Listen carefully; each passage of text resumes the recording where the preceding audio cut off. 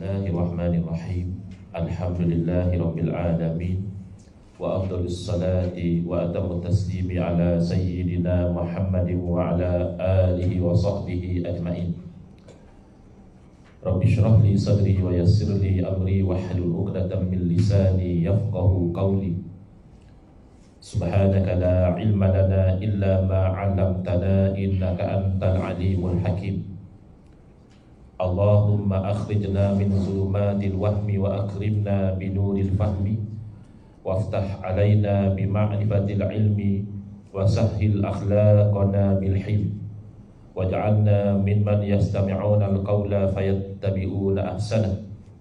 Allahumma ati nufusana taqwaha wa zakkiha anta khairu man zakkaha anta waliyuha wa maulaha. Allahumma arinal haqqa haqqan warzuqna ittiba'ah wa arinal batila batilan warzuqna ijtinabah. Allahumma anfa'na bima 'allamtana wa 'allimna ma yanfa'una wa zidna ilman wa huda. Amma ba'd. Alhamdulillah, muslimin muslimat, tuan-puan yang saya hormati, moga-moga kita semua dirahmati dan diberkati oleh Allah Subhanahu wa taala. Dan moga-moga kita semua dikurniakan oleh Allah Subhanahu Wa Taala kefahaman yang baik di dalam urusan agama dan keikhlasan yang jitu dalam menuju ridha Allah Subhanahu Wa Taala. Syukur ini kali kedua saya hadir ke sini, yang mana kali pertama dahulu adalah kuliah khas sempena Ma'al Hijrah kalau tidak silap saya. Tapi hari ini merupakan kali pertama untuk kuliah 2 bulanan ya. InsyaAllah selama sebulan itu akan ada 2 kali kuliah.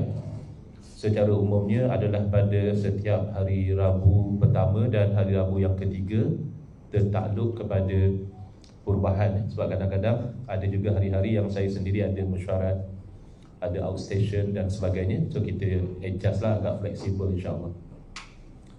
Yang kedua adalah saya perhatikan dalam poster, kuliah kita itu di plan daripada pukul 10 pagi hingga 12.30 hari.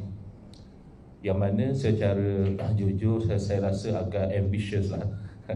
Agak 2 jam tu level postgraduate dekat universiti ya. Sedangkan kita ni kuliah, kita kata kuliah umum, yang mana even kalau undergraduate pun biasanya 1 jam saja. Sebab kita punya attention span is so much ya. Kita mungkin tak boleh terlampau lama ya. So saya mencadangkan maksimum 1.5 jam, tapi regularly kita target 1 hour sudah memadai ya. Dan 1.5 jam tu mana tahu ada satu topik yang agak kontroversial, yang ramai nak tanya soalan, saya perlukan masa yang panjang untuk uraikan, dan kita boleh pergi max 1.5 jam. Saya rasa itu lebih membantu kita konsisten ya. Sebab dalam melakukan satu pekerjaan tu, biar sedikit tetapi berkekalan, berbanding kita minggu pertama 2 jam, minggu lagi 1 2 jam juga, tapi yang datang sudah separuh. Itu kan. So insyaAllah kita kekalkan ya, dengan target 1 jam, max 1.5 jam. Kemudian yang ketiga, dia announcekan tadi, kuliah kita ni adalah kuliah berkitab.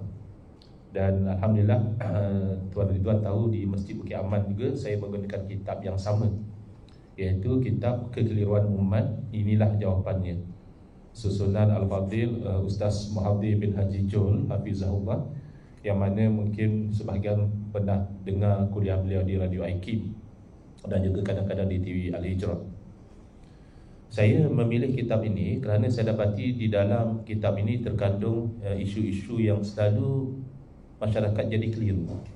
Kalau setakat keliru itu masih boleh tahan, boleh belajar, boleh tanya. Tapi menjadi punca perbalahan dan perpecahan, dan kalau tidak dikawal sampai ke tahap ekstremisme, mungkin sampai mengkafirkan saudara-saudara seagama. Padahal puncanya hanya keliru dan jawapannya ada. Jadi sebab itulah saya pilih kitab tersebut. Cuma buat masa ini saya dah hubungi pihak penerbit kitab tu sebelum ini lagi. Yang stok lama tu memang dah habis. Permintaan tinggi ya dalam kitab ni, saya rasa dah banyak kali mereka ulang cetak. So sekali ini mereka buat pembaharuan, penambahbaikan, dan iaitu saya dimaklumkan akan ready anggaran mereka lah akhir bulan ini, akhir bulan Oktober. Kita doakan moga-moga nanti dapat target mereka itu, kitab itu ready by end of October. Jadi untuk kuliah yang pertama ini to be fair, sebab tuan-puan pun tidak ada kitab, jadi saya pun tak bawa kitab juga. Tapi insyaAllah lah setakat sikit-sikit tu saya masih ada dalam kepala saya lah tajuk yang nak dibincangkan itu. Jadi ada lebih kurang 14 bab dalam kitab ini. Bab ke-14 tu miscellaneous, masalah yang pelbagai. Bab yang pertama berkaitan dengan tajuk bid'ah. Sebelum saya pergi kepada isi kitab, sebagai panduan dengan niat moga-moga majlis yang kita adakan 2 kali sebulan ini mendapat keberkatan daripada Allah Subhanahu Wa Taala. Sebab dalam hidup kita ini banyak saja tidak memadai. Banyak duit, banyak harta, banyak rumah, banyak kereta dan sebagainya, banyak kawan. Yang lebih penting adalah keberkatan, iaitu harta kita itu membawa kebaikan, kawan kita membawa kebaikan, ya, dan sebagainya dalam hidup kita. Sebab itu kita baca dalam doa kunut, wa barik lana fima a'tait, berilah keberkatan kepada kami dalam apa yang kamu kurniakan.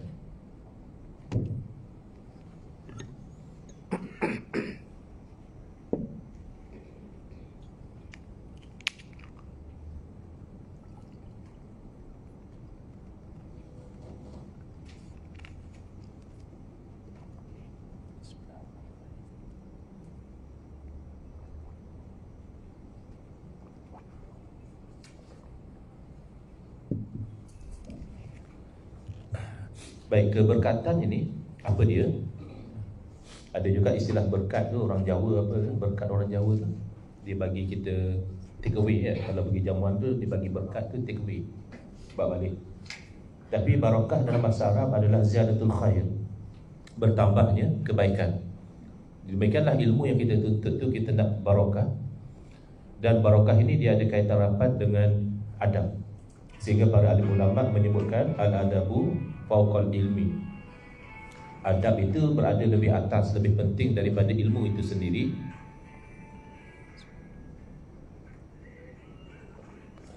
Kenapa? Kerana dengan menjaga adab tahan lagu Western Jadi dengan menjaga adab, insyaAllah ilmu yang sedikit pun membawa kebaikan yang banyak. Sebaliknya, kalau kita tidak menjaga adab, dibimbangi, walaupun ilmu banyak, tapi membawa keburukan yang banyak juga. Mungkin kalau kita buka fikiran, dalam masyarakat ada orang-orang yang berilmu, tapi malangnya ilmu mereka itu lebih membawa kepada kekeliruan, perpecahan dan juga perbalahan di kalangan masyarakat, instead of membawa kefahaman, perpaduan dan juga kedamaian. Jadi kalau boleh saya kongsikan untuk kuliah yang pertama ini 3 adab yang zahir dan 1 adab yang batin dalam mana-mana majlis ilmu yang kita hadiri.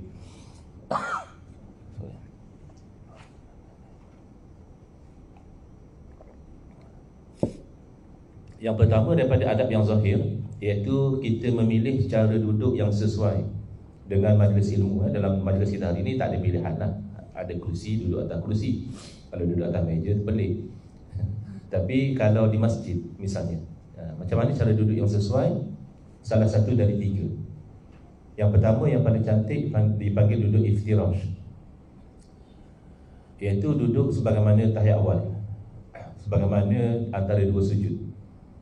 Itu paling cantik dan biasanya paling lembut. Tak ramai yang ada stamina tu. Saya pernah cuba, lepas 10-15 minit, mana kaki cari tak jumpa, kena pegang pun ada, kebas. Tapi ada guru-guru kami yang duduk begitu kerana menjaga adab.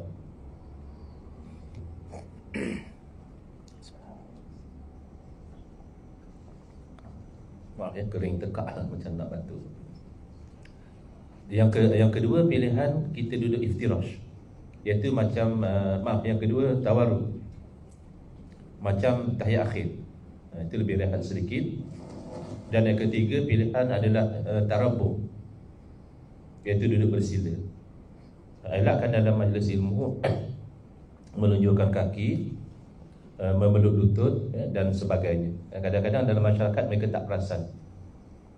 Guru atau ustaz menyampaikan di depan, mereka selama lunjurkan kaki, itu tak bagus lah. Saya rasa kalau sesama anggota pun, kalau superior kita kat depan, kita berunjuk kaki ke arah dia ke macam tak ada adab lah Ataupun dengan sultan, walaupun ustaz bukan sultan, bukan superior, tapi dia menyampaikan sesuatu dalam majlis yang mulia, iaitu majlis ilmu. Yang kedua adalah kita itu menumpukan sepenuh perhatian kepada majlis ilmu dengan tidak bersembang-sembang, tidak berlawak jenaka. Tapi cabaran zaman kita sekarang ni adalah handphone.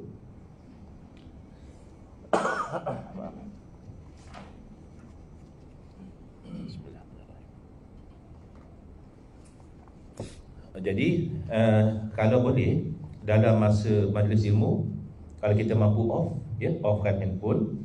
Kalau kita tak mampu, maka kita silentkan.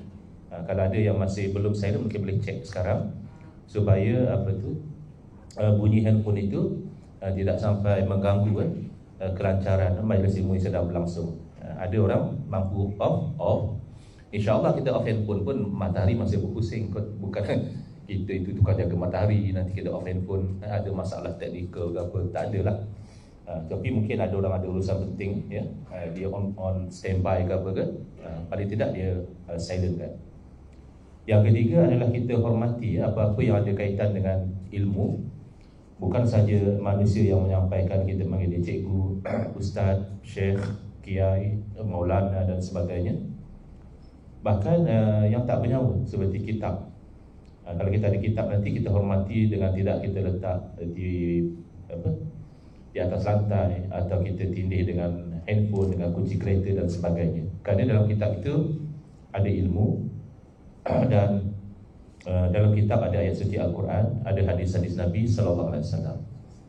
Ini 3 adab yang zahir, cara duduk, penumpuan dan juga penghormatan. Ini orang boleh nampak. Satu adab yang batin, yang ini tak ada orang tahu. Ini rahsia antara kita dengan Allah saja, hanya Allah yang tahu, iaitu ikhlasun niyah lillahi ta'ala. Kita ikhlaskan niat kita semata-mata kerana Allah. Dan saya percaya tuan-puan ada banyak urusan lain yang tuan-puan boleh lakukan sekarang ini, tapi tuan-puan memilih untuk berada dalam majlis ini. Just pastikan niat, ya Allah, moga-moga kehadiran saya dalam majlis ini menjadi sebab engkau redha kepada saya, engkau restu kepada saya. Jadi ini 3+1, 3 adab zahir dan 1 adab yang batin. Baik, selesai.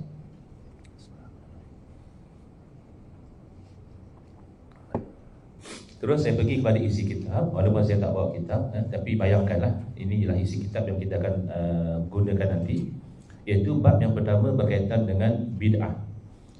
Mungkin sebahagian daripada masyarakat kita sudah mula perasan, ada tempat-tempat sampai bergaduh, berbalah, nak buat sambutan Maulidul Rasul. Ada ahli jemaah tak setuju, dia kata ni bid'ah, tak ada zaman Nabi. Bahkan ada berlaku kematian, ada ahli keluarga nak buat tahlil arwah pun ada adik-beradik tak setuju. Ini tak ada zaman Nabi, ini bid'ah. Apa dia bid'ah?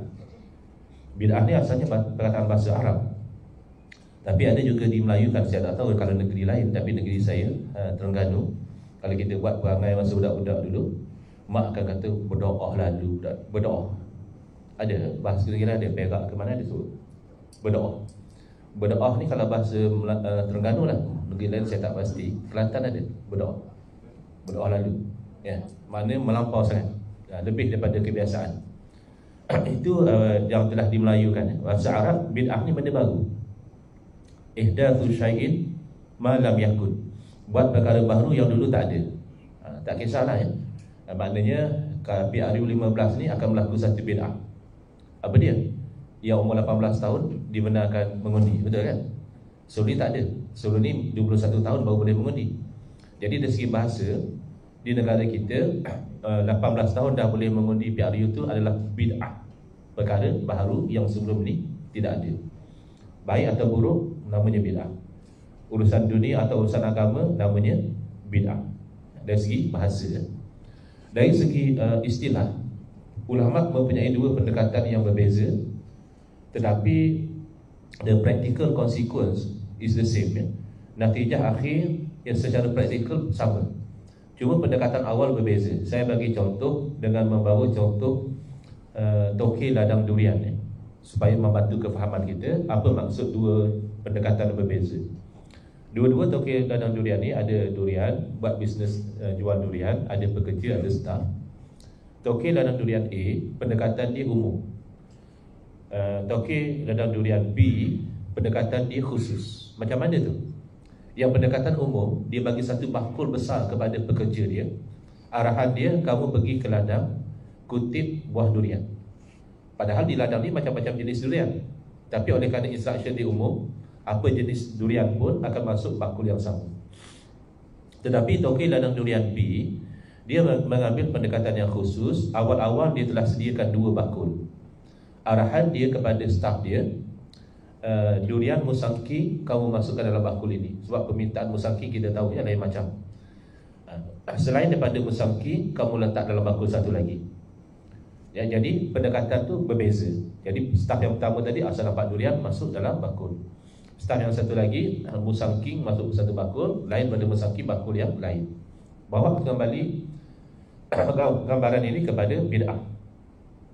Ulama yang mengambil pendekatan umum, apa sahaja perkara baharu yang tidak berlaku di zaman Nabi SAW, baik atau buruk, agama atau dunia, mereka masukkan dalam bakul bid'ah. Macam tadi lah, asal namanya durian masuk dalam bakul yang satu, asal namanya baru masuk dalam bakul bid'ah. Ini seumpama yang ditarif oleh Al-Imam Izzuddin bin Abdul Salam rahimahullah. Beliau digelar Sultanul Ulama. Beliau mendapat gelaran sultan kepada para alim ulama. Beliau mentarifkan bid'ah dengan takrif yang umum, iaitu fi'lu ma lam yuhad fi asri Rasulullah sallallahu alaihi wasallam. Perbuatan yang tidak dilakukan di zaman Nabi sallallahu alaihi wasallam. Banyaklah, macam-macamlah perbuatan yang dilakukan zaman Nabi sallallahu alaihi wasallam, termasuklah macam kita buat sekarang ni, bercakap pakai mikrofon, ada buat live ya. Tuan-tuan pakai kasut macam ini, tak ada zaman Nabi SAW ya, dan sebagainya. Jadi itu semua dari segi takrif yang pertama namanya bid'ah, kerana zaman Nabi tidak ada. Sementara ulama pendekatan yang kedua, mereka ibarat ada 2 bakul. Bid'ah ini hanya ma'uhdisa mimma la aslalahu fi syari'ati yadullu alaihi, perkara yang diada-adakan yang tidak ada asal. Asal di sini maknanya dalil. Tidak ada dalil syarak yang menyokong dia. Perkara itu baharu satu. Yang kedua, tak ada dalil. Ini saja namanya bid'ah. Wa amma ma kana lahu aslun fi syari'ati yadullu alaihi falaysa bi bid'atin syar'an. Kalau itu perkara baharu, tapi bila ulama cek semak ada dalil syariat yang menyokong, itu tidak dinamakan bid'ah dari segi syarak, tapi dari segi bahasa, oleh kerana benda baru, bid'ah juga. Okey, saya bagi contoh. Masa pandemik COVID-19 sedang memuncak, kita diarahkan supaya sembahyang berjemaah secara menjaga penjarakan sosial. Mana antara satu ahli jemaah sembahyang dengan rakan sebelah dia ada lebih kurang 1 meter jarak. Ini jelas bid'ah, kerana zaman Nabi SAW tidak berlaku sembahyang jemaah jarak-jarak. Dan sembahyang ini sebaliknya disuruh rapat. Bukan saja tak berlaku, arahan Nabi sebaliknya. Nabi suruh rapat, jangan ada jarak. Kita terbalik. Imam sebelum solat ya, luruskan saf dan jaga penjarakan pula. Akan dulu sebelum pandemik, luruskan saf dan rapatkan saf. Ini luruskan saf dan jarakkan saf. Dari segi takrif pertama, ini adalah bid'ah. Kenapa? Zaman Nabi tak berlaku. Lepas tu baru mereka kaji, ada dalil ke tak ada dalil. Kalau ada dalil, namanya bid'ah hasanah. Bid'ah kerana baharu, hasanah maknanya baik. Jadi kenapa baik? Kerana ada dalil. Tapi kalau mereka semak, misalnya sembahyang jarak-jarak ni bukan kerana pandemik, hanya saja suka-suka, rasa rimas dekat-dekat, tak sukalah kita sembahyang jarak-jarak, sengaja, itu tak ada dalil, maka itu bid'ah sayyi'ah namanya. Hasanah rasanya kita senang ingat. Satu, ada perempuan yang dinamakan Hasanah. Yang kedua, imam rajin baca Rabbana atina fid dunya hasanah. Ingat, wa fil akhirati hasanah. Ini pernah guru saya cerita, wallah alam betul-betul ke cerita dongeng. Katanya ada satu orang yang beristeri dua. Jadi satu hari kedua-duanya itu jadi makmum. Kira rare jugalah. Biasanya orang isteri dua ni tak ngam. Isteri satu dengan isteri dua ni tak boleh dekat-dekat. Tapi yang ni boleh pula jadi makmum kepada suami. Tapi bila suami tadi sembahyang subuh 2 rakaat, satu isteri lepas sembahyang nampak ceria, satu isteri selepas sembahyang nampak masam. Yang nampak ceria tu namanya Hamidah. Dia gembira sebab setiap rakaat suami sebut nama dia, Sami Allahu liman hamidah. Kalau rakaat pertama dia dah seronok. Untuk rakaat yang kedua, Sami Allahu liman hamidah. Yang kedua, dia rasa seronok. Yang satu lagi, ya tak seronok. Namanya dia tak sebut.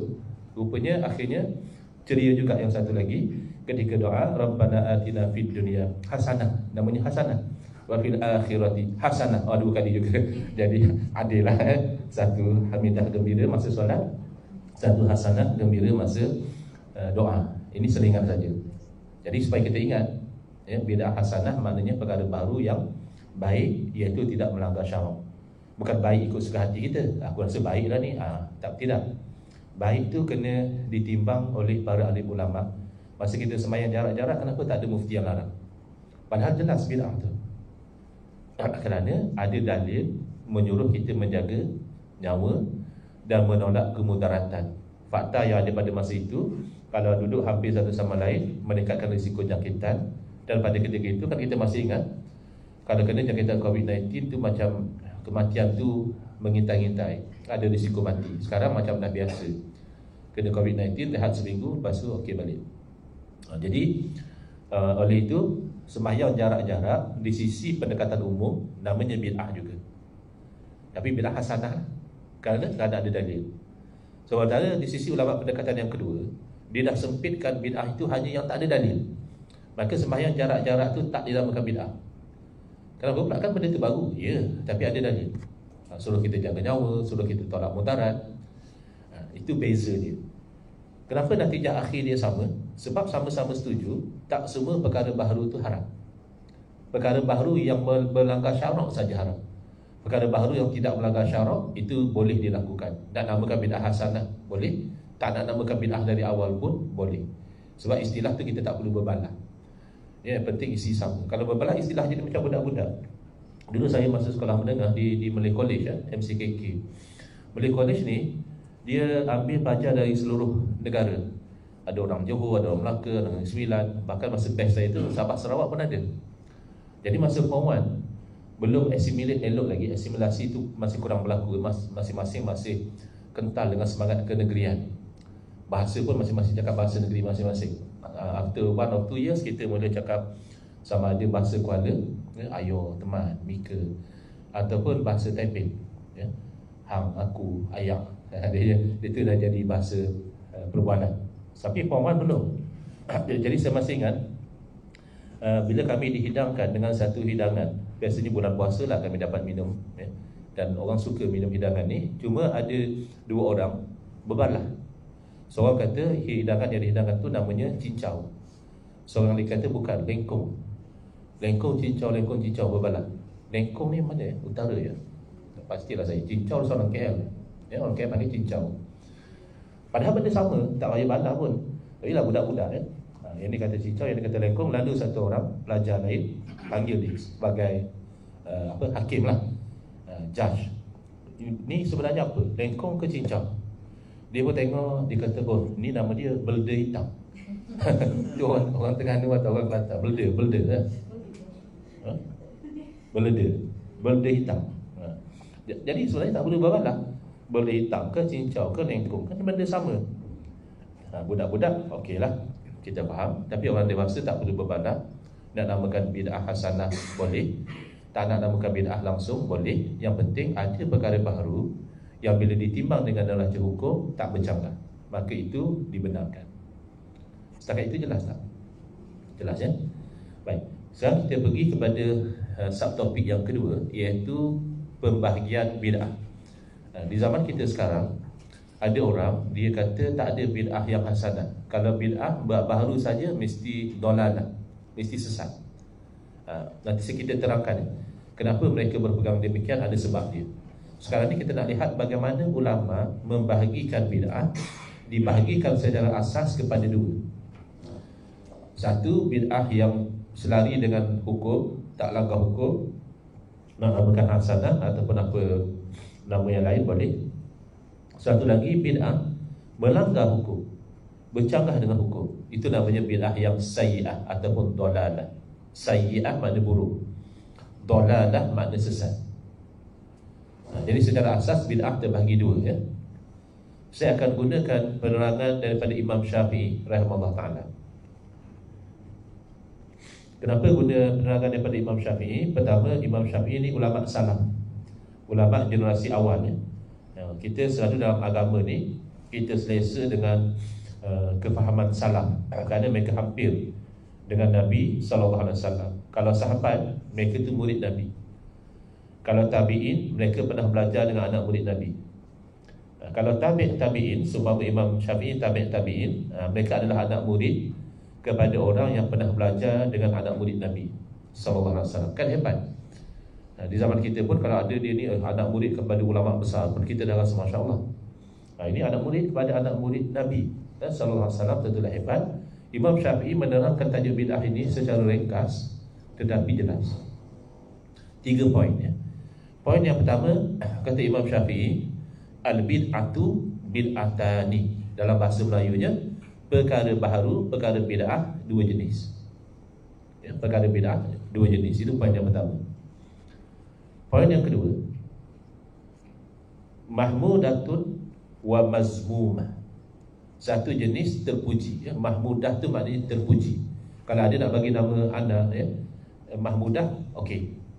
Jangan bilang yang satu lagi, wa mazmumah. Mazmumah maknanya terkeji. Kalau sedap pula, ya, nama mazmumah. Mungkin sedap di telinga sebahagian orang, tapi makna dalam bahasa Arab tak bagus, ya, terkeji. Itu poin yang kedua. Poin yang ketiga dan terakhir, fama wafaqa sunnata fahuwa mahmud wa ma khalafaha fahuwa mazmum. Mana perkara baharu yang selari dengan sunnah terpuji, mana perkara baharu yang bercanggah dengan sunnah terkeji. Senang, habis, selesai. Saya ulang, perkara bid'ah iaitu baharu dua. Poin yang kedua, terpuji dan terkeji. Poin yang ketiga dan terakhir, yang terpuji yang selari dengan sunnah, yang terkeji yang bercanggah dengan sunnah. Selesai.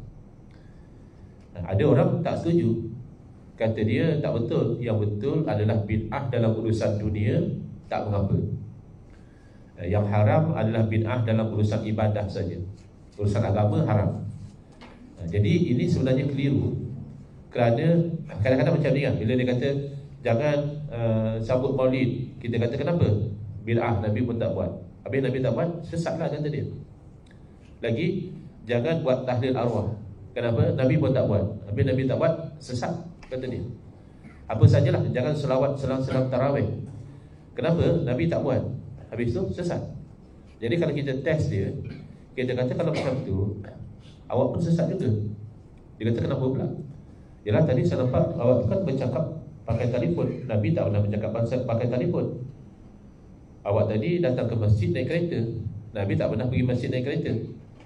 Awak itu hari tahun lepas pergi haji naik kapal terbang. Nabi SAW tunaikan haji tak pernah naik kapal terbang. Kalau kita test dia begitu, dia akan jawab yang itu tak mengapa. Kerana itu adalah urusan dunia.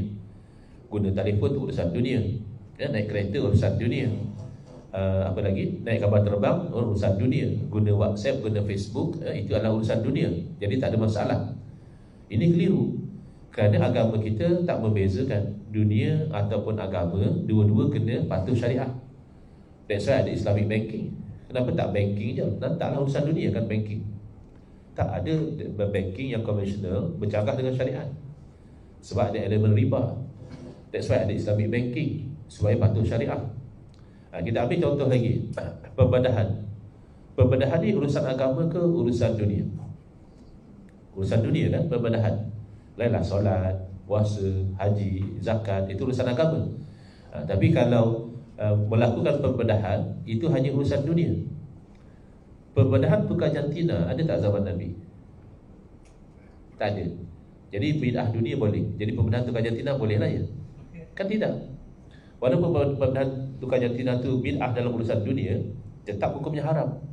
Kerana bercagah dengan hukum, bercagah dengan syariat. Saya ambil lagi satu contoh. Sebab ada kawan-kawan kita yang akan berpendirian macam itu.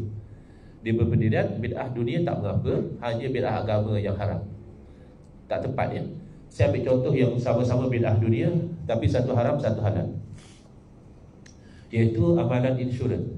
Kita bayar premium, katakan 100 sebulan, dan kita dapat coverage. Maknanya kalau berlaku aksiden atau berlaku penyakit apa sekian-sekian, syarikat insurans akan bayar pampasan sekian puluh ribu atau ratus ribu. Ini bid'ah. Tak ada zaman Nabi SAW, sahabat sebelum pergi mana-mana ambil insurans, dia tak ada. Bukan saja insurans itu bid'ah, satu lagi amalan namanya takaful. Takaful juga bid'ah. Pernah dengar tak sahabat Nabi jadi ejen takaful?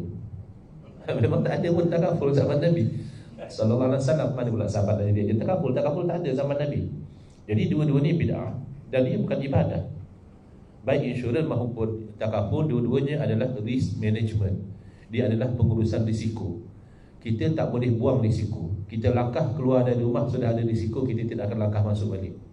Ada orang langkah keluar dari rumah, kembali balik ke rumah sebagai jenazah yang diusung. Itu kan risiko hidup kita hari-hari. Adakah kita boleh buang risiko? Tak boleh. Kita hanya boleh uruskan risiko. Salah satu caranya, macam tuan-tuan lagi faham lah, dengan SOP-nya, keselamatannya macam mana ya, nak buat macam ni, apa prosesnya. Kalau langkah proses itu dah kira breach dan sebagainya, lebih faham lagi. Jadi salah satu cara pengurusan risiko adalah dengan mengambil insurans ataupun takaful. Berarti kita nak pasti diri kita tak sakit, tak boleh. Kadang-kadang kita sihat, tapi orang langgar kita dah sakit, dah patah kaki, dah apa ya. Jadi itu kita ambil protection. Jadi walaupun kedua-duanya adalah urusan dunia, insurans urusan dunia, takaful juga urusan dunia, kenapa hampir semua ulama mengharamkan insurans? Padahal urusan dunia sepatutnya bolehlah bid'ah dunia. Kerana kata mereka, insurans ini adalah kontrak yang ada timbal balas. Saya bagi apa, kamu bagi apa. Consideration. Dan dalam bahasa undang-undang dia kata kontrak yang ada consideration. Ada harga, ada barang. Harganya premium yang kita bayar. Barang itu adalah duit yang dia akan bagi kalau berlaku sesuatu. Maka oleh kerana ini kontrak yang ada timbal balas, kalau ada uncertainty, ketidakpastian, haram. Kalau ada bagi sikit dapat lebih, itu riba, haram. Kalau ada elemen nasib, itu namanya maisir, seolah-olah ada perjudian. Nasib lah. Kan kita kadang dah 5 tahun join insurans tak dapat apa-apa. Kawan tu baru sebulan join insurans dah dapat bayaran. Itu juga faktor yang diambil kira. Habis takaful tak sama ke Ustaz? Takaful kan kita bagi tak tahu dapat berapa, mungkin tak dapat. Ada elemen nasib, ada elemen kita bagi sikit, baru sebulan 2 bulan kita buat sumbangan, berlaku sesuatu kita dapat duit yang banyak. Sama je kan? Tak sama. Ulama menghalalkan takaful kerana takaful adalah kontrak derma, charitable contract, macam khairat kematian. Kita sama-sama, kalau macam insurans, kontrak adalah antara participant ataupun insurance holder dengan syarikat insurans. Dua ni pihak berkontrak, dan kontrak itu tak sah sebab ada ketidakpastian dan sebagainya. Berbeza kalau takaful, sebenarnya kontrak adalah antara sesama participant. Kita sama-sama nak buat tabung. Apa tujuan tabung? Kalau ada orang yang layak, kita bagi bantuan pada dia ya. Syarikat takaful hanya agent untuk menguruskan tabung. Jadi kontrak bukan antara kita dengan syarikat takaful sebenarnya. Kontrak adalah sesama participant. Syarikat takaful ni jadi macam manager. So dia manage, dia dapat upah lah untuk diuruskan. Maka insurans haram walaupun bid'ah dunia, takaful halal walaupun bid'ah dunia, kerana ulama tidak lihat dunia atau agama. Ulama lihat selari atau bercakap dengan syarak. Baik. Jadi yang menyokong pembahagian Imam Syafi'i rahimahullah ta'ala itu boleh katakan hampir semua ulama. Hampir semua ulama. Imam Izzuddin al-Salam, Imam Ghazali, imam-imam lain setuju bid'ah pada asalnya terbahagi dua. Baik. Ada orang, bila kita terangkan begitu, Dia kata, kamu nak ikut Nabi ke nak ikut Imam Syafi'i? Ya, bahaya, power ayat ni. Nak ikut Nabi ke nak ikut Imam Syafi'i? Nabi kata semua bid'ah sesat. Imam Syafi'i kata ada bid'ah yang terpuji. Kamu nak ikut Nabi atau nak ikut Imam Syafi'i sebenarnya tak timbul. Kita orang Islam pasti ikut Nabi. Soalan yang sebenarnya adalah nak ikut Nabi mengikut kefahaman Imam Syafi'i atau nak ikut Nabi mengikut kefahaman kamu. Sedangkan kita tahu yang pakar tentang memahami Quran hadis adalah ulama. Maka nak ikut Nabi tentulah mengikut kefahaman ulama. Lebih-lebih lagi, Imam Syafi'i adalah ulama salaf. Ya, jadi ada kawan-kawan kita yang tolak bid'ah yang baik. Dia mengaku dia adalah salafi. Ya, saya percaya tuan-tuan pernah dengar istilah salafi. Dulu counter terrorism dia keluarkan kenyataan Daesh, ISIS adalah salafi jihadi. Istilah itu kalau secara teknikal tak tepat. Secara penggunaan ia memang mana-mana pun guna istilah yang sama. Secara teknikal tak tepat, kenapa? Kerana salafi bagus, ikut salaf, ikut sahabat, tabi'in, tabi'in. Dan jihadi memang jihad sebahagian dari ajaran Islam. Sebenarnya yang berlaku kepada Daesh dan ISIS, mereka bukan salafi jihadi. Mereka hakikatnya secara teknikal adalah Wahabi irhabi. Yang Wahabi maknanya dia ikut fahaman Muhammad bin Abdul Wahab yang mensyirikkan, mengkafirkan umat Islam. Irhabi makna teroris, fahaman yang membunuh manusia, membom sana sini. Bahkan bukan sahaja non-Muslim yang mereka bunuh, orang Islam pun ramai mereka bunuh. Daesh kalau kamu mengucap pun dia sembelih, dia tak kisah. Jadi dia kata saya salafi, saya tak terima bid'ah yang hasanah, yang baik. Itu tak betul. Kalau kamu betul salafi, makna kamu pengikut salaf. Salaf menerima bid'ah hasanah. Kalau kamu mengaku salafi tapi kamu tak terima bid'ah hasanah, kawan-kawan kami di Kedah kata yang macam tu depa bukan salafi, Ustaz. Tapi depa tu salafi. Salafi ikut ni, depa ikut lain. Salafi tak mau kan. Kita mau betul pi. Salafi jahanam . Jadi salafi sebenar menerima bid'ah hasanah, kerana salaf terima bid'ah hasanah. Baik. Jadi kita ada masa sebelum jam 11 dalam 15 minit. Saya buka peluang kalau ada soalan soalan. Kalau tak saya akan lanjutkan lagi. Silakan.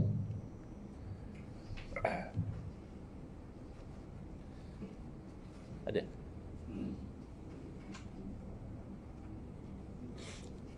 Kau nak tanya kan, di soal saya ada orang kata ni bid'ah tu bid'ah, betul lah bid'ah, dan tu guna tasbih pun bid'ah. Ya, sekarang orang sensitif. Dulu kita tengok guna tasbih biasa, kita tahu dia sedang bilang zikir. Sekarang dia kata tak ada tasbih zaman Nabi SAW. Ya, tasbih tu kan alat. Kita cuma nak bilang zikir kita. Ustaz nak tanya jugalah, kalau bersalah tanya minta ampun, minta maaf lah. Jadi bicara yang selalu kita dengar kan, Nabi tak buat, seolah-olah kita ni duduk di zaman Nabi. Oh, betul-betul dengan jawab soalan yang begitu, pernyataan yang begitu. Nabi tak buat, kita duduk di zaman Nabi. Sekarang ni kita dah duduk, Nabi dah tinggalkan kita lebih kurang 1400 tahun lebih. Jadi yang membawa ajaran Nabi tadi tu, ya itulah yang jadi tabi'in, ulama-ulama yang kita dapat ilmu daripada mereka tu. Jadi kebersalahan yang mengatakan bid'ah itu akan timbul apabila macam anak-anak saya, apabila ditanya, contohnya kalau dia tanya yang ini, tak ini, Ustazah kata begini ya, ini. Jawapan yang nak dibagi nanti akan mendatangkan kekeliruan kepada anak-anak saya tu nanti. Macam sekarang ni saya bawa anak saya pergi Perlis, UiTM Larau. Jangan mengaji Wahabi lah, saya kata pesan pada dia. Takut pahaman anak dengan kita tak sama mungkin Ustaz. Betul tak Ustaz? Kalau anak-anak ni ada Ustazah cakap, Ustazah kabur. Tapi pada faham kita pula, apa yang dikabur tu bercanggah dengan fahaman yang Ahli Sunnah wal Jamaah tu tadi. Soalannya Ustaz, macam mana kita nak merungkaikan perkara yang ditanya oleh anak-anak yang berkenaan dengan bid'ah-bid'ah, nak ngaburkan kat mereka? Baik, terima kasih. Tadi satu soalan yang sangat baik. Pertama, memang realitinya anak-anak ni biasanya dia lebih percaya cikgu dan ustaz dia daripada ayah dia sendiri. Kalau ayahnya cakap gini-gini, kata, tapi cikgu cakap lain. Walaupun kadang-kadang ayahnya pun ustaz juga. Kadang-kadang ayahnya tu lagi tinggi pengajian daripada ustaz dia. Ustaz dia mungkin PA, ayahnya PhD. Tapi dia lebih trust ustaz dia. Dia berbanding dengan ayah dia. Jadi sebab itu memilih guru kepada anak juga penting. Inna hadzal ilma din. Sesungguhnya ilmu ini merupakan agama. Fanzur mimman ta'khuzuna dinakum. Maka berarti nilai elok-elok daripada siapa kamu ambil agama kamu. So masa kita berguru dengan seseorang, dia akan membentuk agama kita. Kalau guru tu jenis Nabi tak buat sesat, Nabi tak buat sesat, kemungkinan kita terikut-ikut tu tinggi. Sebagai contoh, jangan kata Perlis ya. Saya tahu ada fahaman-fahaman Wahabi bukan di Perlis saja, dan di Sunnah Wal Jamaah pun ada di Perlis. Saya pernah jumpa kawan dia di Perlis, tapi mereka di Sunnah Wal Jamaah, mereka tidak terpengaruh dengan Wahabi. Bahkan yang belajar di Universiti Islam Madinah, kalau kata di Arab Saudi ni kuat Wahabi, pun ada minoriti, segelintir yang tak terpengaruh. Saya ada jumpa dengan orang-orang macam ni. Dia belajar di Universiti Islam Madinah, tapi dia tak terpengaruh. Dan bila saya tanya, biasanya sebab dia sama. Sebab kalau satu orang dulu Wahabi, dia berubah, dia tinggalkan fahaman Wahabi, dia kembali pada ahli sunnah, itu pelbagai. Yang itu tak sama. Ada orang diubah, dia kata sebab hadir majlis maulid. Ada orang berubah sebab dia kata dia kaji tentang Syekh Al-Albani, dia berubah. Ada orang dia berubah dengan sebab dia kata tengok pada akhlak. So sebab kenapa tinggal Wahabi pelbagai. Tapi sebab kenapa tak terpengaruh dengan fahaman Wahabi, walaupun menuntut ilmu di tempat yang fahaman itu dominan, sama. Setakat saya tanya sama. Iaitu sama-sama dah ada benteng, dah ada kefahaman sebelum pergi belajar. Ada yang Pakistan jawab sama, yang orang Malaysia dalam 2-3 orang jawab benda yang sama. Kami sebelum pergi tu kami dah hadam, dah faham. Jadi bila pergi sana dia tidak terpengaruh. Jadi jawapan yang saya boleh beri pada soalan tadi, cara yang paling berkesan sebenarnya adalah pencegahan. Prevention is always better than cure. Mana sebelum anak kita sama belajar ke tempat-tempat yang berisiko tinggi, atau di tempat biasa pun, jangan kita rasa, saya hantar anak ke Perlis, saya risau. Tak. Kat KL dia pun berlambat-lambat pengaruh macam ni. Sebab zaman internet, zaman YouTube, duduk di KL pun boleh tengok serata dunia. So kita kena bagi dia benteng. Kita kena fahamkan dia dulu bahawa bid'ah dalam agama begini-begini. Kalau kita sendiri sudah faham, senang kita boleh explain. Kalau kita belum faham, dan kita kongsikan yang ustaz-ustaz yang sudah terangkan, moga-moga dia faham. Dan yang kedua adalah doa. Sebab anak-anak ni macam kita nak macam-macam. Anak ustaz pun kadang-kadang tak jadi ustaz. Bahkan sebaliknya mungkin membuat benda-benda yang tak bagus. Ya. Anak polis misalnya kadang-kadang mungkin terpabit jenayah, padahal ayahnya polis. So yang penting daripada usaha, iaitu kita bentengkan dia dengan kefahaman awal-awal lagi, ialah kita berdoa kepada Allah SWT, moga Allah pelihara anak-anak kita daripada terpengaruh dengan perkara-perkara yang negatif, baik dari segi agama atau dari segi undang-undang dan sebagainya. Moga Allah pelihara dia. Itu dua perkara yang saya boleh cadangkan. Tapi yang pertama tu usaha kita, sebelum dia pergi mana-mana kita bagi dia faham bab bid'ah sebenarnya begini kefahaman. Sebab tak susah mana. Dia berpunca daripada alasan Nabi tak buat. Nanti dalam buku yang kita akan dapat nanti, bab yang kedua, dia akan menjelaskan bahawa mengharamkan sesuatu perbuatan semata-mata alasan Nabi tak buat, itulah sebenarnya bid'ah yang buruk. Itu bercanggah dengan Quran, bercanggah dengan hadis, dan bercanggah dengan ilmu yang dipegang oleh ulama, namanya ilmu usul fiqh. Bila satu orang dia kata jangan buat benda ni, lalu kita tanya dia kenapa pula tak boleh buat. Kan selalu pun kita selawat selang tarawih tiap-tiap tahun biasa je. Dia kata Nabi pun tak buat. Dengan alasan dia Nabi tak buat tu, dia dah langgar Quran, hadis dan juga usul fiqh. Itu insya-Allah dalam bab kedua kita akan terangkan. Tajuk bab kedua tu at-tarku. Benda yang Nabi tinggal, apakah yang kita boleh faham bila Nabi tak buat satu benda? Sebenarnya tidak bererti haram. Yang kedua Ustaz, minta maaf Ustaz tanya. Ya. Wahabi ni satu pahaman Ustaz . Jadi bagi diri saya, pahaman dia tu tak boleh saya nak salahkan, sebab dia berfaham macam tu. Jadi faham kita yang disuruh faham kepada apa yang dibawa oleh ahli sunnah wal jamaah tu tadi. Jadi dalam perkara Wahabi ni, macam saya sendiri, saya pun tak faham. Jadi bila tak faham, saya automatik tak boleh nak pegang.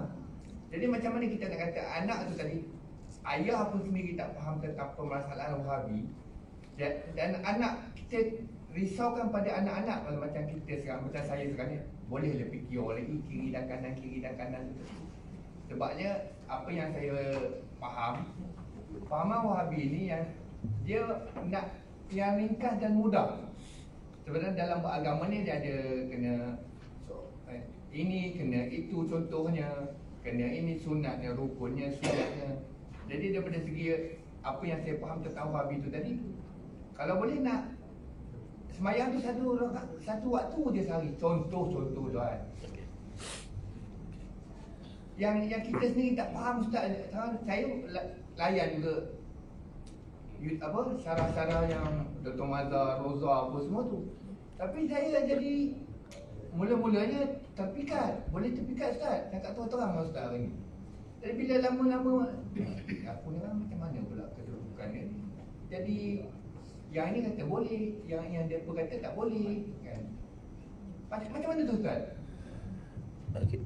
Baik, soalan macam mana tu dia kembali kepada hadis Nabi sallallahu alaihi wasallam, man yuridillahu bihi khairan yufaqihu fid din. Barang siapa yang Allah nakkan dengan dia kebaikan, dan saya Allah beri dia faham dalam urusan agama. Karena dia ada ilmu, belum tentu dia faham. Walaupun ilmu dia sampai tahap PhD sekalipun, profesor sekalipun, buktinya ada orang-orang orientalis yang banyak ilmu tentang agama Islam, masuk Islam pun tak, berarti dia tak faham. Begitu juga dengan Wahabi ini. Kita kalau nak berdebat dengan Wahabi, nak tak nak kita kena tahu juga apa yang dikatakan Wahabi. Tak semua yang berbeza dengan kita tu Wahabi. Ada yang berbeza dengan kita, namanya adalah golongan anti hadis. Wahabi tidak anti hadis, mereka pegang hadis. Cuma mereka tu ada sebahagian allergic dengan hadis dhaif. Kita hadis sunnah, hadis dhaif tu ada peranan dia. Hadis sahih ada peranan dia, hadis dhaif juga ada peranan dia. Sebahagian Wahabi tak, asal dhaif saja dia tolak. Tapi secara umum yang tolak hadis itu bukan Wahabi, itu adalah golongan anti hadis ya. Ada juga yang berbeza dengan kita, namanya Syiah. Syiah bukan Wahabi, dan Wahabi bukan Syiah.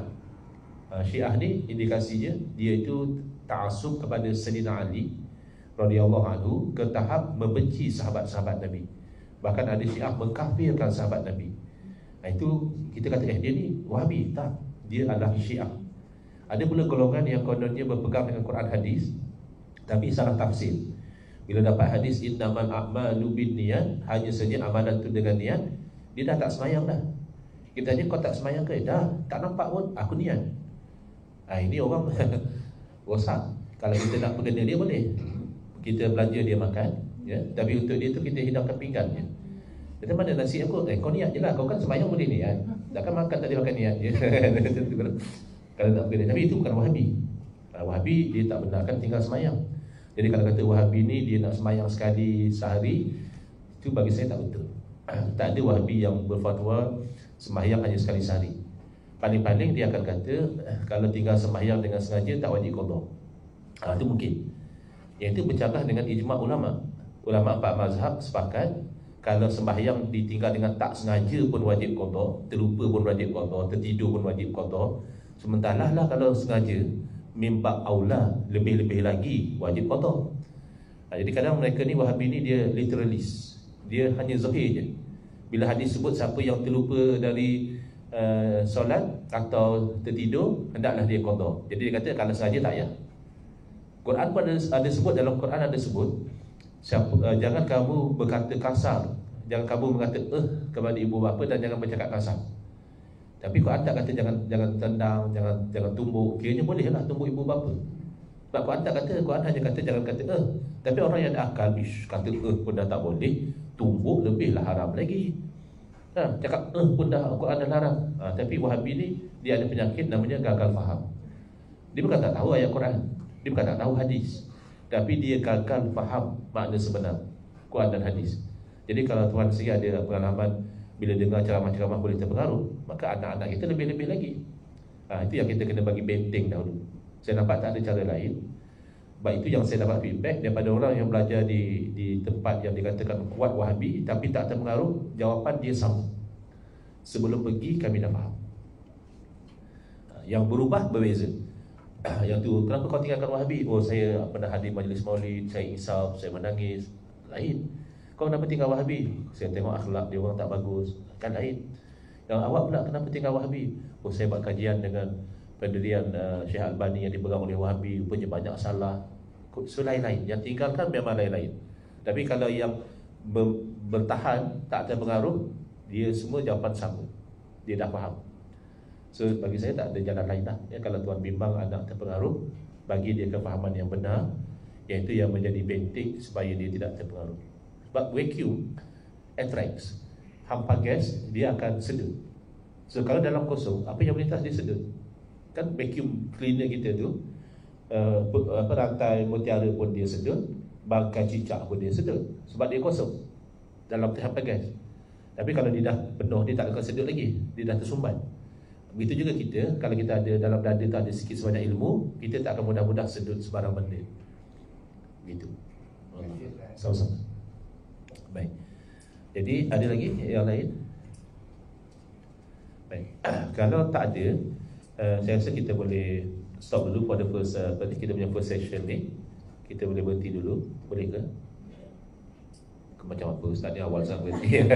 Sebab pengalaman saya lah, saya dulu pernah jadi pensyarah di UIA sampai 2014. Pengalaman saya tak pernah lagi kalau lecture berhenti awal student marah. Biasanya mereka suka kan. Sini pun sama ya. Okey, alhamdulillah. Next insya-Allah kita akan lihat bagaimana ada ulama membahagikan bid'ah kepada 5. Ada orang nanti tanya-tanya, tadi Ustaz kata bid'ah terbagi 2. Macam mana pula ada yang bagi 5 ni? Ada dia punya explanation ni. Ya, wallahu a'lam. Bismillahirrahmanirrahim. Alhamdulillahil alamin. Wassalatu wassalamu ala asyrafil anbiya'i wal mursalin wa ala alihi wa sahbihi ajmain. Allahumma shrah sudurana wa ahsin akhlaqana wa azim ujurana wa nawwir qulubana bi nuri hidayatika kama natarda bi nuri syamsika abadan abada bi rahmatika ya arhamar rahimin. Walhamdulillah rabbil alamin. Amin ya rabbal alamin wal afu minkum.